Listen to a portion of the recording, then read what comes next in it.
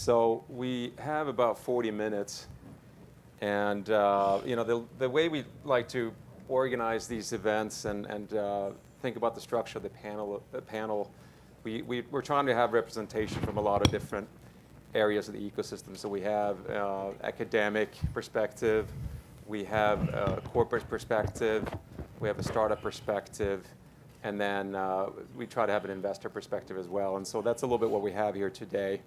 So Jan Schnoor, he's the CEO. He's one of the new faces here. You haven't seen him earlier this morning. So he's the CEO of the company you heard earlier this morning, C2Sense, which is also a STEX 25 company, part of our accelerator program. We heard from Al Tejal Modi, MD at Rabobank, which has an amazingly long history in agriculture and agri-finance. And then Caleb and Dilip. We're going to leave some time for Q&A at the end. So maybe we'll leave 5-10 minutes, but we're going to try to go in no more than 40 minutes. So maybe since we haven't heard from Rabobank earlier, maybe I'm going to ask Tejal to just give a quick overview of their work in agri-finance. Sure. So my name is Tejal Modi. I run business development and strategy for Rabobank in North America. For those of you who aren't aware of Rabobank, we are a Netherlands-based bank, a very large global bank actually, operating in 40 countries with a balance sheet of close to $700 billion. We are the largest and probably the most prominent food and ag-focused bank in the world. The bank is a cooperative, and it was actually founded by Dutch farmers in the late 1800s. It still is a cooperative, so we're not publicly traded. And one of the unique aspects of that, I think, is that the bank has a very long-term focus and ongoing commitment to food and agriculture, all the way from production down to sort of retailers and basically the entire food supply chain and the entire food system. The bank is also very focused on sustainability in the food system based on our roots and based on many of the social missions of the bank. And so we see innovation really as sort of at the core of the future of this sector, and it's an area in which the bank invests a fair amount of resources and is very committed to. So. Great, thank you for that. There are two key topics that I think we're going to try to cover here. So many interesting presentations and discussions early this morning, but at a high level, I'm going to try to cover collaboration between big companies and startups. And that's really one of the key goals of these events that we organize, which is why we bring a number of startups on stage, and we try to fill a room with people from the corporate side. So that's one topic, and then we're going to talk broadly about innovation and technology, and try to split it about half and half on those two topics. So let's start with collaboration, and let's start with a startup. Jan, assuming there's fit between you and the corporate partner, what are some challenges that you see arising, and how do you, as a startup, try to mitigate those? Yeah, thanks, Marcus. Yeah, very nice to be here. So we've done collaborations in the past very, very successfully for both sides. What really helps is to make sure the fit is there. So sometimes there's general overlap of the areas, but it's not quite, the product's not quite the most beneficial for both. I think a big challenge is sometimes just a timeline between a startup, between a startup and a large corporation. For a startup, negotiating a JDA for 6 or 12 or 18 months can be quite challenging. Because you have to think of funding cycles for a large corporation that at least 6 months is not uncommon at all.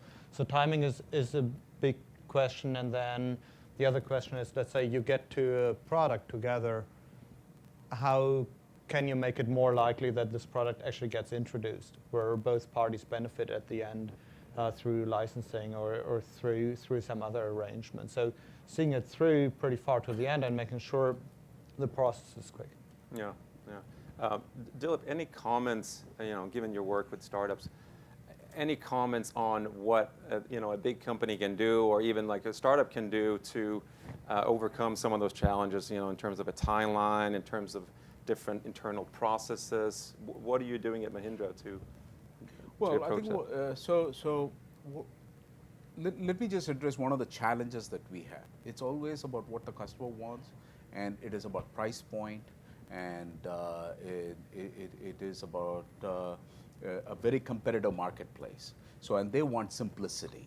So, particularly a farmer does not want anything that is complex, and then the issue is how competitive can we bring the product to the market. So when we work with startups, I think the issue that we have is how can we be competitive? So and how can we make it as simple as possible for the farmer? So that is really what we are working on. Whenever we work with any of the startups, or we do it internally too, whether it's or when we work with universities, the question is simplicity and cost effectiveness.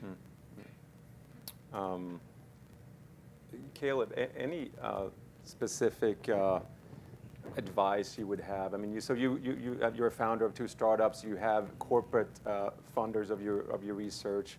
And, any specific advice you would give either party in terms of what they should be thinking about internally to try to overcome some of these challenges? Yeah. It's like being on both sides in Star Wars.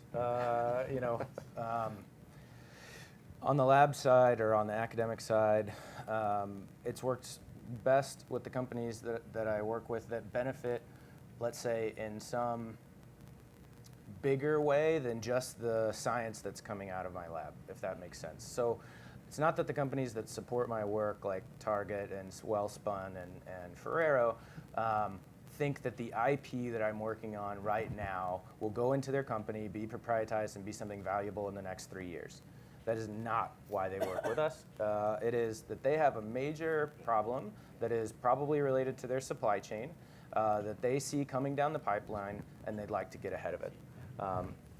Hazelnuts, we all know the problem in Turkey going on right now. Turkey produces 70% of the world's hazelnuts. Ferrero buys 50%. Hazelnut is declining in both quality and planted acres. So that's the kind of big problem that they come at me with in the lab. And I say, okay, that's super interesting. Let's figure out how we would try to address that issue. Startup side, no such luxury. And I would say it's really hard. We don't have any clients on the startup side right now because Flagship's model is more bring it internal, build out the technology and the team, and then scale at later rounds. And so for us, it's been, immediately what commercial need are we fulfilling, which is what I guess any startup is trying to do. But I think working with the venture capitalists on that, important for them to remember, most of my time is in the lab. And so my commitment to the startup can be strategic, non-operational, unless I leave. And that's a big struggle when they find a founder that is still in an academic position. And I think that's one of the things that I run into the most on the VC side. Right. And we've seen many of our successful startups where, as a requirement of funding, the funder, the founder, if he's a faculty, ends up leaving and taking a little bit of a leave in absence and then coming back.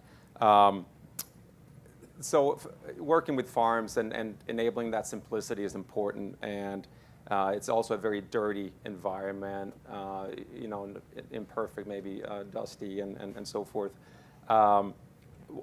Tejal, and you have a strong relationship with those farms. You understand how they think and what kind of things they would respond well to. What advice would you give to startups to improve their chances of collaborating with farms? I agree with what's been said so far, and I think that we work with farmers, small scale, to medium scale farmers all around the world. And one of the things we think that is really important, hopefully we can bring to this ecosystem, is connecting technologies with our network of farms and farmers. And I completely agree. Even actually many of the bankers at Rabobank are farmers. They come from a farming background, and I think that it's that sort of understanding and intimacy with this end client that we serve in a different capacity, which allows us to, and it's tough, to kind of think about where are the hassles actually being brought in, where are these frictions that are actually being introduced in the beginning, and what do we need to get over. And where's already a lot of that inherent insight so that we can actually work with the farmers to kind of combine various approaches with some of these technologies, as opposed to sort of coming in and kind of Yeah. presuming to kind of have a solution that solves everything. So Right. I think a lot of it is dialogue and getting to know the farmers, and it's something we spend a fair amount of time on. Do you find that you're taking more of a role making those introductions and putting the two parties together? You're a trusted entity by the farmer's side. Is that something you're doing more of? Is that a good path in general, would you say, for startups? I think if it brings value to the farmers, because at the end of the day, these are all stakeholders that we serve. They're our constituencies, and I think we're very focused on what are the economic realities, where is the value, and if we really believe there is a solution that could be quite interesting, then it's sort of aligned then with the way we serve this stakeholder group. So yeah, I think it's something we're trying to figure out how to do more of, especially as we play a much bigger role in the innovation ecosystem. Yeah. Al, If I could, yeah. if I could just So, make a comment. please. Yeah. Dialogue is one of the most important things. And some of the people who know me recognize I like to tell anecdotes or stories. But back in the mid-'90s, there was one of the first genetically engineered products that was out on the market was BT corn. BT stands for Bacillus thuringiensis. It's basically a bacteria allowed for insect control through the production of an insecticidal toxin in corn plants. But I was with a seed company back then called DeKalb, and go out to talk to these guys, and they thought BT was biotech. They thought that's what the BT stood for. Well, they knew that it was going to help them to solve a problem, but they related it to biotech, because it was a biotech product. So that's a very simple thing, but it's getting the dialogue out about what the needs are and how we can help to meet those needs. And dialogue is critical, because then also the thinking comes in. Well, people recognize just from social media the increase we've been able to do with respect to genomic sciences, but that's not going to, just because we can sequence a genome doesn't mean we can use that information to provide a solution for the next growing season. So all that has to come in, and that's all discussion that has to go back and forth, not only with the grower, but I think also with the startup or anybody that I interact with, is how we can go out there and manage expectations, understand and manage expectations. Yeah, and so maybe following on that theme of dialogue, one of the words that I hear mentioned a lot, either on these types of panels or in discussions with our corporate members and startups, is co-creation, joint development. And it seems like the big companies that are able to innovate successfully and work with startups have the ability to overcome smaller hurdles in order to produce something great together. Thoughts, comments? Anyone want to sort of take that a little bit further? I was just thinking, because we actually operate an accelerator called Terra, and that's the whole premise, is basically to have corporates from across the supply chain actually come and be matched with young companies, with startups or scale-ups, so that they can actually pilot sort of a product together. And you mentioned small hurdles, and actually sometimes these feel like pretty big hurdles, and it can be anything from sort of a procurement process to get the pilot sort of started, to kind of really identifying the right individuals within the organization to sort of run with it. So we've learned that actually, and as a very large company ourselves, we find the same, when we're thinking about a fintech sort of scenario, right, for banking. It's really important to identify what those hurdles might be, because it can waste actually a lot of precious time, and it's some of the feedback we get from the startups in the program that, wow, this is quite a Byzantine. It's quite difficult to actually get going. So it's something we've learned a fair amount about. I think the corporations that I work with, we start from day one on co-creation. Like, they see the suite of technologies. They're like, have you ever grown cotton? I was like, no, why would I ever grow cotton? And then they come in with a giant reason why I should grow cotton. And then we start planning trials, we start planning the phases of the projects, and we're literally meeting every 2 weeks with the team that they're building on the internal side, the team that I'm building. A pivotal point in all of my projects is the first deployment into that company. And then having a team ready to receive a deployment of technology that's been working with it already, that's trained and can take it forward. Because they always want, I'm proof of concept stuff, and then they're scale it up stuff. And if they don't have a team that can fully understand all the things that we've been doing together, it falls dead. The contract ends on the research, which thankfully doesn't happen that much, but it's because it's from day one, us solving problems together. So can you talk a little bit more about that, when the contract falls dead, at Yeah. R&D, like what is going wrong there? Mostly, well, stock price falls is one. So, that's happened. From the MIT side, and because we're usually looking longer, if stock price or things like that fall, then they tend to focus on the shorter term. So that's one thing, but of course that's natural. The other one is that I'm running in a ghost ship in my research environment, and I never hear from them, and I don't know that I'm off course in terms of what applies to what they're interested in, because I'm just a curious person. So like, if you leave me in a ship by myself, I will sail straight to the Bermuda Triangle, because that's the most interesting place to be. So if we don't have communication often, and if that's not enabled by a framework, obviously a legal framework, a financial framework, then it's not a good situation. Got it.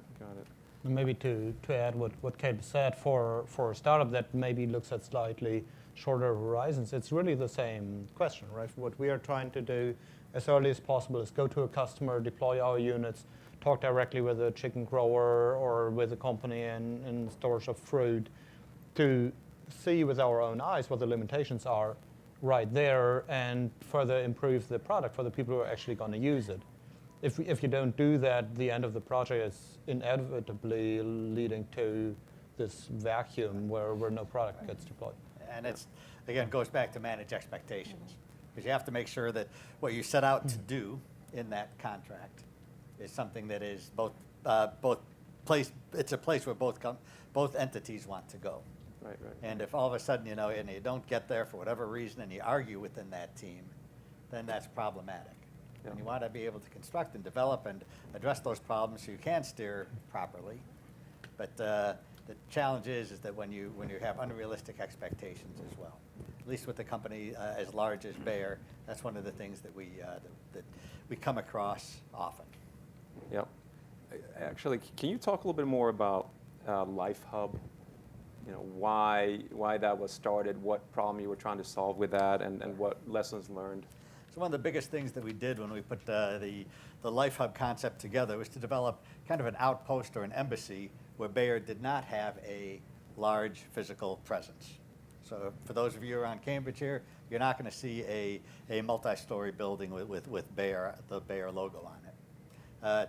We have some interactions here, and the idea here is to tap into this really rich tech ecosystem that it spans everything, all the aspects that we've been talking about, from biotech to digital, out through business modeling, all those types of things that we can do that we can access through here.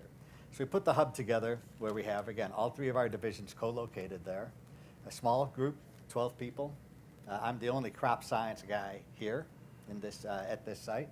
But the idea is to go out and be the face of Bayer to the external community, to be able to bring things in, to make connections, look at collisions. I mean, I've had conversations at bars where I've talked to somebody and not knowing who they are, and then we exchange cards, and then all of a sudden we're talking about something that we might be able to do later.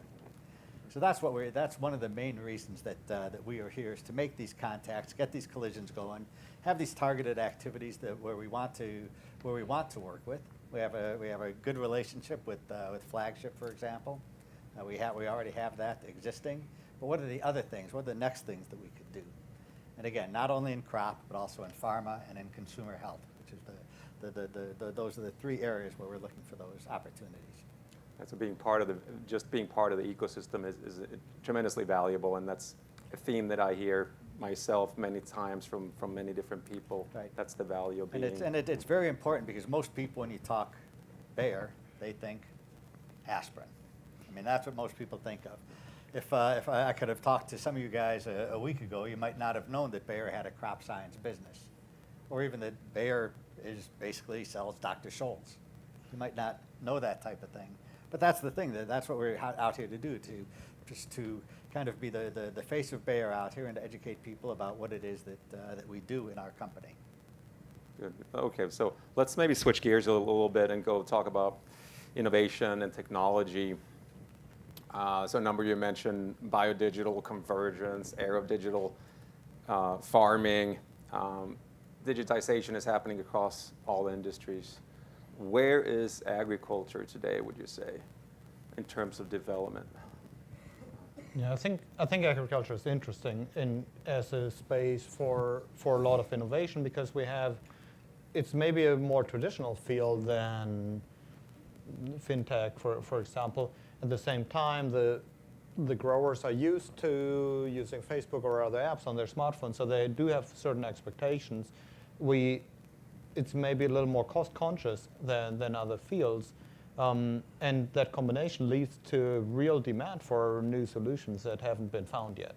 So I think it's a very interesting area, but it's also an area where you need to combine expertise from the Boston area with more traditional food ag hubs. And so you need to get more moving parts together. And I think that's why we'll see a lot of innovation in that space that has happened maybe in other areas before. Mm-hmm. You mentioned something interesting here about combining expertise, and I'm thinking about Caleb's team. He describes it as anti-discipline, Harry. Why is Boston, why is Cambridge, why is the Media Lab well suited to solve problems in agriculture? Well, I hope it is. Because of the simple thing that I'll go down to UC Davis, I'll go down to Texas A&M, I'll go up to Cornell, and I'll talk with brilliant plant scientists. And they have amazing ideas that are incredibly narrow in their field. And they're right. They're absolutely right about that idea. Then they're like, I really need this piece of technology to be built to suit me, and I don't have it. Or if I had this technology that could produce a lot of data, that could be highly controlled, I could run experiments that would change the world. And so there is a nervousness every time I go. I've luckily been able to make quick friends at land grants. But there's a nervousness every time I go that I'm here to steal your thunder. Because I'm carrying MIT as a banner and I'm carrying technology as a banner, and so therefore I'm going to get all the press and I'm going to get all the funding. I literally have people that won't meet with me because they think that that's a threat. And I'm trying to communicate that no, the things I'm working on are useless without the expert that can inform the application of the tool. And so that is why I think in our group, I had to bring in a group of plant scientists, and not just plant scientists, but phytochemists, physiologists, and collaborate more, because then I learn what they need. And then I have to have engineers there that are creative and responsive so that they can design and prototype a tool, we can go through a test, and we can do it again. And of course, the sponsor is usually our North Star. Are we going towards a direction that anybody cares about so that we can continue doing the research, continue building new tools? And so that ecosystem is very much here. Yeah. I interpreted your question a little bit differently when you first asked it. So I think because we take a pretty holistic view of the entire supply chain, one of the things that we talk a lot about with our clients and with large producers as well is sort of the whole fork to farm phenomenon, in terms of when we think about data and sort of when we talked about yield management and resource management, but even in terms of transparency and sort of what are consumers and sort of downstream participants in the supply chain increasingly sort of either expecting or pressure to sort of deliver, and how does that translate to sort of data and technologies further upstream and what might be required on the farm. And that's something that we see with some of the very large production companies, kind of doing a fair amount, of course, in terms of really trying to get that right. And in certain niches, in sort of sustainable seafood or in other sort of different areas of food and agriculture, kind of a bit of a leapfrogging in terms of value propositions that are oriented around data and transparency at that very upstream sort of part of the supply chain that make its way to the consumer in a more direct fashion, like essentially new business models. So I think that that's something we kind of think about a lot and are interested to sort of see is how those downstream pressures are perhaps, creating opportunities, but also creating challenges, as we go upstream. Now, one other thing, though, Marcus, is that the grower, there's a huge amount of information that a grower takes now. If somebody's out there growing corn, there's a huge amount of information that comes in. He doesn't need to know about leaf angle or why a certain density or why he wants to plant this and that part, but he wants to know, what am I supposed to be doing? Where's my prescription? And what can I plug into my self-driving tractor eventually and have that go and have that provide me with the best return on the investment that I've made in those tools. That's what the grower is really interested in. And of course, interested in the technology, but you can't expect those guys to be out there trying to figure out, like Caleb does, well, what am I going to pull all this stuff together and make these correlations? We need somebody else to make those correlations for them. That's one of the things that we really need. And then they have to trust that they have their best interest. Absolutely. Or they won't, or they immediately get allergic. Yeah. It's like, what are you going to do with my data? Yeah. You're going to take advantage of me because I've been taken advantage of a lot. And so that transparency and truth is such a big part. And on the retail companies I work with, that's number one. The consumer asks for, where did my food come from? How good is it for me? And how good is it for the environment? 3 simple questions that they've never asked in such large voices with their dollars. And so now you have all the big 5 pivoting, launching venture capital funds because their own internal R&D are having trust issues with when they produce something. Is it going to be trusted? Will it be adopted? Is it coming from a trope company that people have harped on or not? And do I need to take my R&D budget, put it into venture capital, buy trust in a startup, and then eventually bring it back into my orbit, my ecosystem? Is trust different in agriculture? Obviously in autonomous vehicles, there's a big conversation around safety and trust in the system. And on one hand, it looks like technology is a better solution, but then the perception is maybe different. Is food in any way different from other industries, and why is it different? Well, I'll say I think it's different because, so if we go to we'll take an extreme example, boil it down to genetically engineered foods. I don't want genetically engineered ingredients in my foods. There's never been any issues related to safety, never been any issues related to any harm coming. But if you listen now, I'll talk about one of our own products, Xarelto. You listen to an ad about Xarelto on TV, and all these potential contraindications that might come in. Might make you go bald, it might make you gain weight, et cetera, but but people still are going to take Xarelto because they trust the benefit that they're going to be getting out of it. So with genetically engineered foods, for example, there's been a lot of concern. We don't know if it's safe. We don't know enough if it's safe or not. We can't put any disclaimers out there like we can for Xarelto because we haven't seen anything like that. You see what I mean?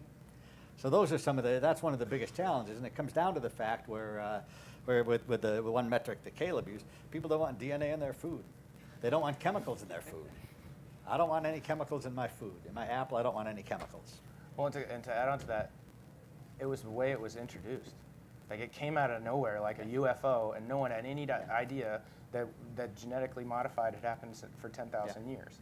And so the communication effort that Bayer has taken on recently and launching the thing here and talking, there's going to have to be an information, and to me, information exchange is good place for technology, and creating transparency is a good place for technology, but it makes corporations very nervous because they're used to having all the control of their product development, how they phase it out, the intellectual property around it, how many partners that they have, and so that's the moment that we're in right now, is both are struggling with, I want more from you, and I don't know exactly how to be as transparent as you might want me to be.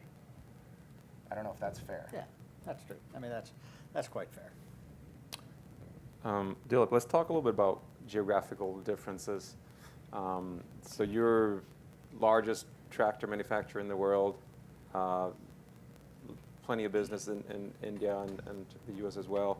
How do you think about some of the differences geographically? What are the things that we can learn from, that you can bring from the US to India, from India to the US?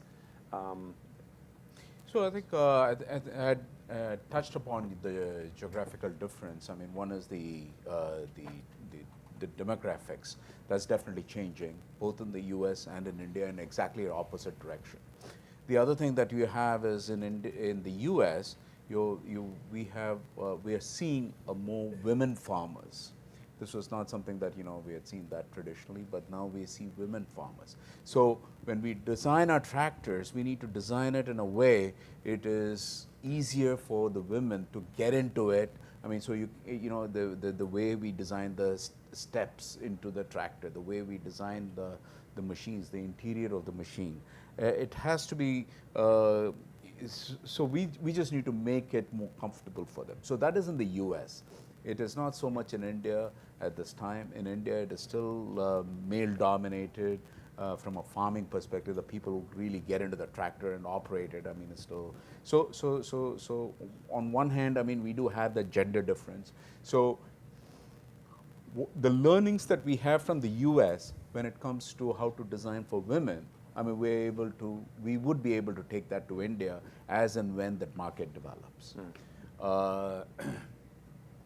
The fact of the matter is, our tractors are all designed in India, so which is what, and when we sell it here, and again, this was something that I had mentioned.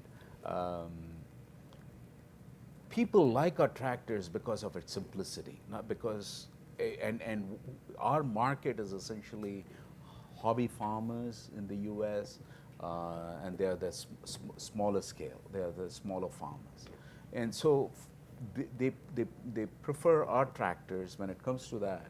I mean, because of its simplicity of use. So we would definitely would love to talk about technologies, the highest levels of technology, but we have to be very careful on how we introduce those technologies into our tractors. The other interesting thing I thought you mentioned during your talk was farmers' income as being, that's the problem that needs to be solved.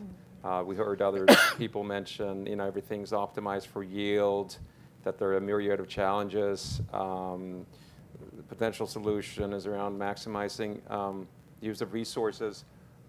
What, you know, how do we prioritize all these problems? What are the most important ones? Who wants to go first? Well, again, I think it's income. I mean, it's what somebody can do with, and how can he or she produce a crop, or protein, calories, energy, however you want to think about it. How can that grower produce that in a sustainable manner, and sustainable, sure, with respect to the environment, but be able to sustain their livelihood. So that's what all this stuff goes into. I mean, all this stuff goes down into that, into why the incentive is to be able to sell something. Isn't that a little bit of the outcome of everything else you're doing, though? Yeah. Right. So what are the things that you need to be doing? You know, so is it about better fertilizers, better, you know, better tractors, better data, everything? It's a combination of those types of things. It's all these types of things that can go into, again, to produce a crop, and whether it's somebody who's growing, you know, a couple thousand acres of corn in Iowa, or has a small farm someplace in Africa or in India. That's what these guys, that's what they need. And that's one of the things where I also think we need to focus is on smallholders, to be able to get the appropriate technology to smallholders so that they can increase their livelihood. What about the rest of the sort of value chain? So a third of food is lost, and we heard that earlier today, right? So what if we just improve logistics? Is that a solution, would you say? It is definitely a solution in the supply chain, definitely. But does it really impact the farmer's income? We're not sure about that. I think what is important is, so in the US, many of the farms have started branding themselves and selling themselves as a separate brand. Organic. I don't know how many of you know this, but the first, as a territorial entity, the first place in the world which has banned every type of farming other than organic farming, so it's 100% organic farming, is a state called Sikkim, which is in India.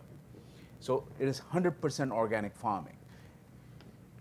Now, Government of India is looking at that as a model and saying, how can we spread that across? Now, Whole Foods really kind of took on this whole thing of, you know, organic farming. So organic food and organic products. So maybe I think the way the farmers need to think about their income is in terms of not just about producing high yields, you know, but it is about also marketing it. It is about supply chain. So there's a number of different things, and it is about land utilization. It's maybe there's different ways to utilize the land instead of just making a single grain or a single crop. So I'll left field it. So I looked, you know, that slide that I had, that's a cacophony of things wrong with food. And then everybody has their pet. And then they start a company or whatever. They optimize for their pet project. And that's fine. But if you look at what's common, it's a lack of information.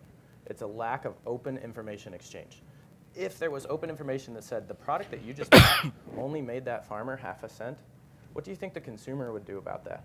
So when I go speak to like the cacao industry, which I recently did in Davos, like they show this chocolate bar and then they show like the percentage of the chocolate bar the chocolate farmer gets, and it's like the one square on the side and then the other goes to everybody else, and they're like, we want to get the chocolate farmer more money. And everybody says small shareholder farmer should have more money. But at the end of the day, that means they make less. And so you got to convince somebody to make less in this equation.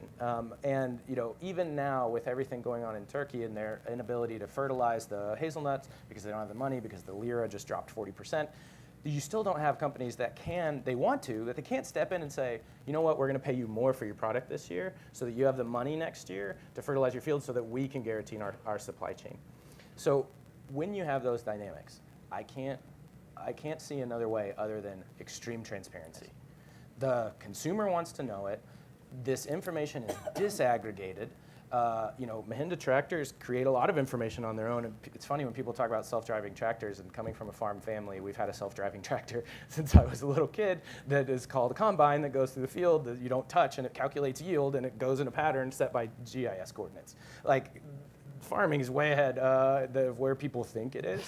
But the data from a Mahindra tractor plus which would be yield and soil tillage and things like that, plus the sales data for what the farmer got for that product, plus the middleman data for what they took as a percentage, plus the distributor, plus the cold store, plus the second distributor, plus the point of sale. We don't have that information, and it's been purposely disaggregated.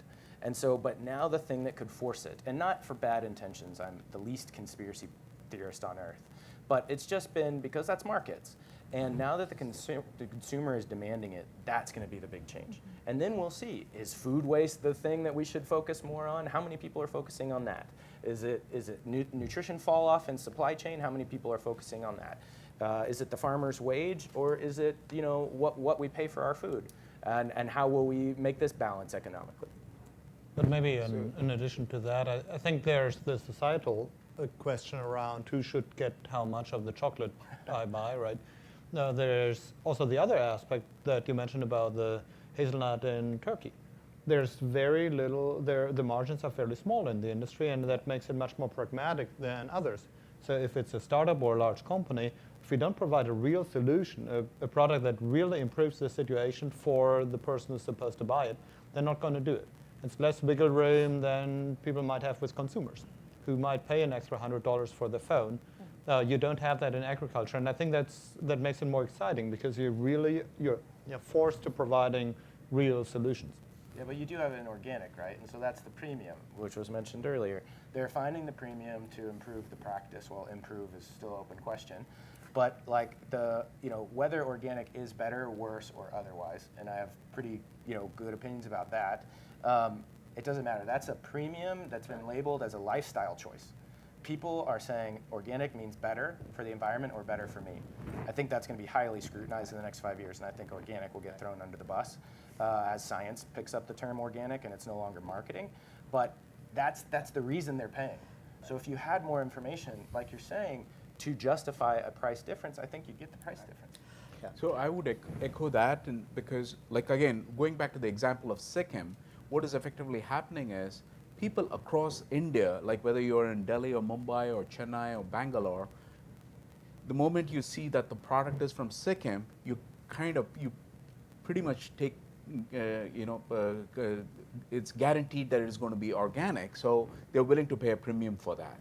So, and that is one. The second part is, as far as Caleb's point about information is concerned, it is critical because, again, in India, what we see is when we see our farmers use MyAgriGuru, and through that we are also able to get the data, the farmers have more information in their hands, which means they can be exploited less. So that exploitation, the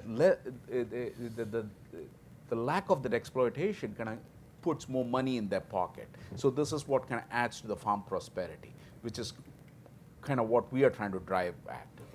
What Rabobank does, of course, as a cooperative is help organize smallholders into cooperatives in Africa and South America and Asia. And again, with this same idea that if they can be sort of essentially organized and better equipped and supported, and then, you know, given sort of the subsidized credit and all of that, then they become sort of a real player together in the supply chain and can enter the supply chain sort of in an organized fashion with more stability, you know, for some of the larger players. And if I could, Marcus, I want to Yeah. address something that Caleb just brought up, because it's one of my dreams, or one of the things I would like to see at some point is, well, first of all, it's what's in a label. See, people see non-GMO verified, or they see organic, and they associate something with that.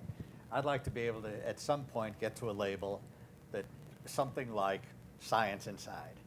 And once they know that, they know it's been produced in a sustainable manner with the best technology, et cetera, et cetera. And there's a certain level of trust that would have to come with it. People trust non-GMO verified. They trust that that has some kind of quality to it. They trust organic. That means that's better for me, which. When again, are we going to get there? When are we going to get to an index of nutritional value and Yeah. taste value? When it's created by an independent third party Yeah, that exactly. has trust. Yeah. 5 years, 10 years, 20 years? Yeah. Audience questions.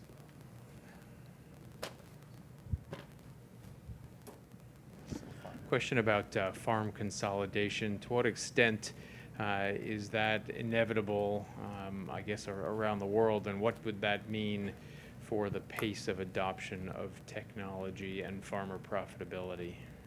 I don't know if I can really speak to farm consolidation, so does anyone else in the panel have a view of that? Yeah, I think I can share that, because again, we're talking about the demographics. So here in the U.S., farm consolidation is pretty much a given.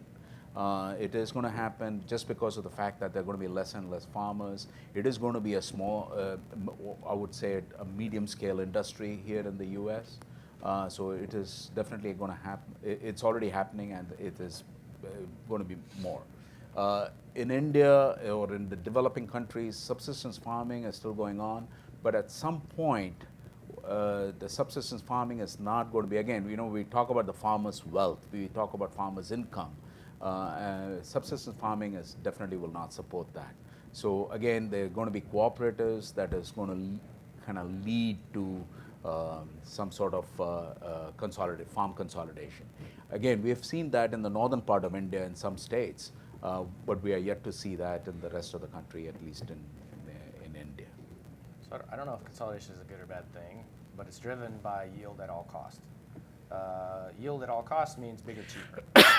So you have to be bigger than everybody else, and you have to be able to sell your thing cheaper, because they only care about the size, the biomass of the thing that you can produce per market value. If we start switching into things that have more enhanced attributes, then you get a different scale. You get how much nutrition inside, how much flavor inside, which is your differentiator, which could give a smaller grower a better chance. The other thing I've seen, which is kind of interesting in the U.S. lately, and then actually in a project with the Kofi Annan Foundation, was about sharing tools among small farmers. So like the Uber tractor. So as the sharing economy grows scale, it used to be you had to grow more to make more money, to afford the tool, to grow more, to make more money, to afford the tool. But now perhaps there's other methods of supporting mid-sized farmers. And you know, it's not dead in the United States. 90% of Kansan farmers where we have our farm own the farm. They're not corporate farms. So like, I think these technology advances that allow people to utilize infrastructure that's maybe only utilized a day or two a year, or a day every 6 months, would be really helpful. You see models like that in California, actually, because of different harvest cycles for different crops and sharing of that equipment. Cold storage shareage and all the other stuff. I think partially you answered my question, but I'll ask anyway. We focus a lot on the yields, and but there's so many instances when there's a bumper crop, the prices fall, and there's no buyer to buy, and it's a common cycle. And I don't know what is the answer for that type of a situation. It's Buy storage. happens all the time. Yeah, Be the exactly. person with the biggest bins. Cambridge Especially in Crops developing is countries another like in company. India, I mean, everybody can speak. There's a huge shortage of storage. So it's I don't know. Can we put the upcoming So there's more events infrastructure. slide up? So we're going to wrap up here. And just want to mention a couple of things. We have some upcoming events that's going to come up there. We have still some general networking going on for the next half hour or so. So thanks again for coming. Please join me in thanking the panelists.